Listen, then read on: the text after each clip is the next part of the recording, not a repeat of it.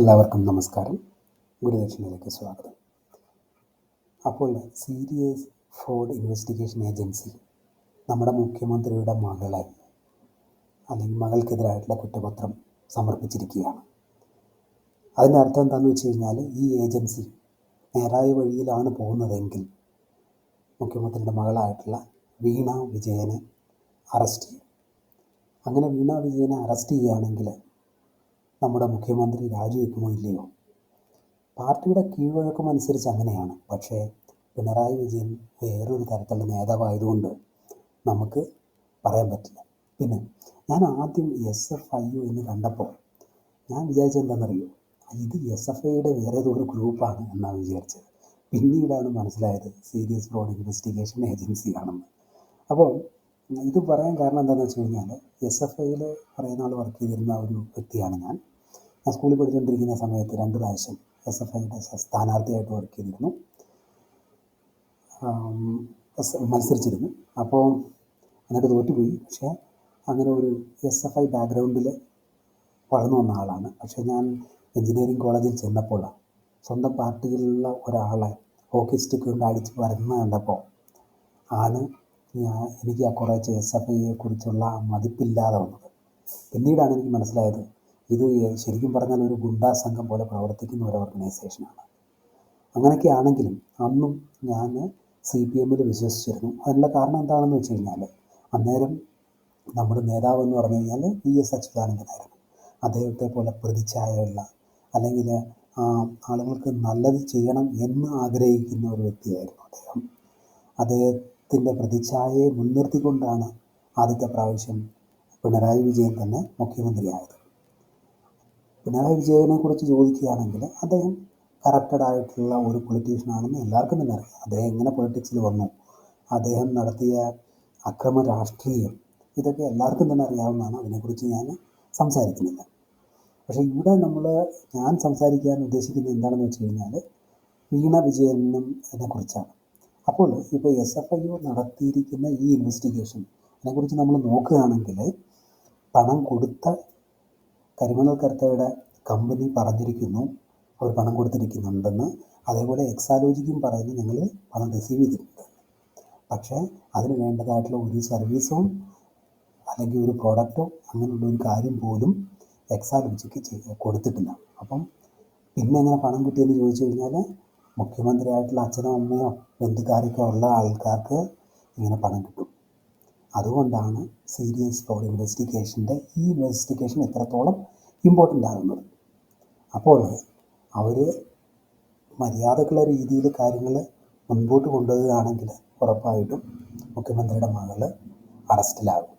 അപ്പം പിണറായി വിജയനെ പോലുള്ളൊരു നേതാവാകുമ്പോൾ അദ്ദേഹം ഇങ്ങനത്തെ കാര്യങ്ങളൊന്നും ചുമ്മാ സംഭവിക്കാൻ അങ്ങനെ വിട്ടുകൊടുക്കില്ല. കാരണം ഏതെങ്കിലുമൊക്കെ BJP നേതാക്കന്മാരുടെ കഴുത്ത് അദ്ദേഹത്തിൻ്റെ കക്ഷത്തിനുള്ളിൽ ഉണ്ടാകും എന്ന് നമുക്ക് വിശ്വസിക്കാം. അങ്ങനെയാണെങ്കിൽ ഇത് മറ്റൊരു ഇൻവെസ്റ്റിഗേഷൻ പോലെ ഇല്ലാതാകാം. നമ്മൾ നോക്കുകയാണെങ്കിൽ തന്നെ എത്രയോ കേസുകളൊക്കെ ഫയൽ ചെയ്തിട്ടുണ്ടെങ്കിലും വളരെ വിരലിലെണ്ണാവുന്ന പൊളിറ്റീഷ്യൻസ് മാത്രമേ ജയിലിൽ അടയ്ക്കപ്പെട്ടിട്ടുള്ളൂ. അപ്പോൾ അതുകൊണ്ട് ഇതിനെക്കുറിച്ച് എനിക്ക് വലിയ പ്രതീക്ഷയൊന്നുമില്ല. പക്ഷേ അവർ കറക്റ്റായിട്ടാണ് ഇൻവെസ്റ്റിഗേഷൻ നടത്തുന്നതെങ്കിൽ എല്ലാ തെളിവുകളും മുമ്പിൽ ക്ലിയറായിട്ടുണ്ട്. വീണ വിജയനെ അറസ്റ്റ് ചെയ്യാം. ഇനി ഞാൻ വേറൊരു കാര്യം കൂടെ പറയാനാണ് എനിക്ക് ഉദ്ദേശിക്കുന്നത്. എന്താണെന്ന് വെച്ച് കഴിഞ്ഞാൽ, വീണ വിജയൻ ഒരു ശാസ്ത്രീയ കോളേജിലാണ് പഠിച്ചതിന് ശേഷം ബാംഗ്ലൂരിലേക്ക് വരികയാണ് ഉണ്ടായത്. അത് കഴിഞ്ഞിട്ട് ഒരു കമ്പനിയും തുടങ്ങി. അപ്പോൾ ബാംഗ്ലൂരിലേക്കാണ് വരികയുണ്ടായത്. അതുകൊണ്ട് കുറഞ്ഞ കാലത്തിനുള്ളിൽ ഒരു കമ്പനിയുടെ CEO ആയി. അതാണ് ഞാൻ പറയാൻ ഉദ്ദേശിച്ചത്. അപ്പം അങ്ങനെ ഒരു കമ്പനിയുടെ CEO ആയിട്ട് വളരെ പെട്ടെന്ന് ഒരു സാധാരണ വ്യക്തിക്ക് ആകാൻ കഴിയില്ല, അല്ലേ? ഇപ്പോൾ ഞാൻ തന്നെ ഒരു കമ്പനി തുടങ്ങി ഞാൻ CEO ആണെന്ന് പറയണമെങ്കിൽ പറയാം. എന്നല്ലാതെ നല്ല രീതിയിൽ വർക്ക് ചെയ്യുന്ന ഒരു കമ്പനിക്ക് ചുമ്മാ ഒരാളെ CEO ആക്കാൻ പറ്റില്ല. അപ്പോൾ പൊളിറ്റിക്സിൽ നല്ല പവറുള്ള ഒരാളുടെ മകളെ CEO ആക്കിയാൽ ആർക്കെങ്കിലുമൊക്കെ ബെനിഫിറ്റ് ഉണ്ടാകും, അല്ലേ? അതിനുള്ള ചാൻസ് വളരെ കൂടുതലാണ്. ഇപ്പം സാധാരണഗതിയിൽ ഒരു കമ്പനിയുടെ CEO ഒക്കെ ആകണമെങ്കിൽ 20, 25 അല്ലെങ്കിൽ 30 വർഷമൊക്കെ സോഫ്റ്റ്വെയർ ഇൻഡസ്ട്രിയിൽ വർക്ക് ചെയ്യണം. അല്ലെങ്കിൽ വരുന്ന വ്യക്തി IITന്നോ IIMന്നോ അല്ലെങ്കിൽ ഏതെങ്കിലും വലിയ ഇൻസ്റ്റിറ്റ്യൂട്ടിൽ നിന്ന് ടോപ്പ് റാങ്കിൽ വരുന്നവരായിരിക്കണം. അപ്പോൾ വീണ വിജയനെക്കുറിച്ച് നമ്മൾ നോക്കുകയാണെങ്കിൽ അവർ വന്നിരിക്കുന്ന ബാക്ക്ഗ്രൗണ്ട് തന്നെ ഒരു സ്വാശ്രയ കോളേജിൽ നിന്നാണ്. അത് ഒരു കുറവായിട്ട് ഞാൻ പറയുന്നില്ല. പക്ഷേ സാധാരണഗതിയിൽ സ്വാശ്രയ കോളേജിലൊക്കെ പോകുന്ന ആളുകളെന്ന് പറഞ്ഞു കഴിഞ്ഞാൽ അവർക്ക് ഒരു എൻട്രൻസും കാര്യങ്ങളൊക്കെ എഴുതിയിട്ട് ടോപ്പ് റാങ്ക് വാങ്ങാൻ പറ്റാത്തത് കൊണ്ടല്ലേ ഇങ്ങനെ സംഭവിക്കുക. അപ്പോൾ അങ്ങനെയുള്ള ഒരാൾ വളരെ പെട്ടെന്ന് ഒരു കമ്പനിയുടെ CEO ആകുക എന്ന് തന്നെ പറയുകയാണെങ്കിൽ, അല്ലെങ്കിൽ അങ്ങനെ ഒരു കമ്പനി സ്ഥാപിച്ച് ഒരു CEO പോസ്റ്റ് കൊടുക്കുകയാണെങ്കിൽ അതിന് പുറകിൽ തന്നെ ചില പ്രശ്നങ്ങളുണ്ടെന്ന് ആർക്ക് വേണമെങ്കിലും മനസ്സിലാക്കാവുന്നതാണ്. പിന്നെ ഇപ്പോൾ നടക്കുന്ന ഈ ഇൻവെസ്റ്റിഗേഷൻ, അതിൽ വീണ വിജയനെ അറസ്റ്റ് ചെയ്യാനുള്ള എല്ലാ സംഭവങ്ങളും ഉണ്ട്. പക്ഷേ പറയാൻ പറ്റില്ല. അവർ ബൃഹദീശ്വര ടെമ്പിളിൽ പോയിട്ട് ശത്രു സംഹാര പൂജയൊക്കെ നടത്തിയിട്ടുണ്ട്.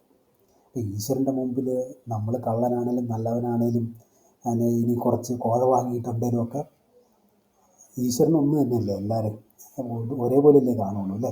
നല്ലവനെന്ന് വിചാരിച്ചോ അല്ലെങ്കിൽ ചീത്തയായിട്ടുള്ള ഒരാളെ ഒന്നും വേറെ വേറെ രീതിയിലൊന്നും ഈശ്വരൻ കാണാൻ പോകുന്നില്ല അല്ലേ.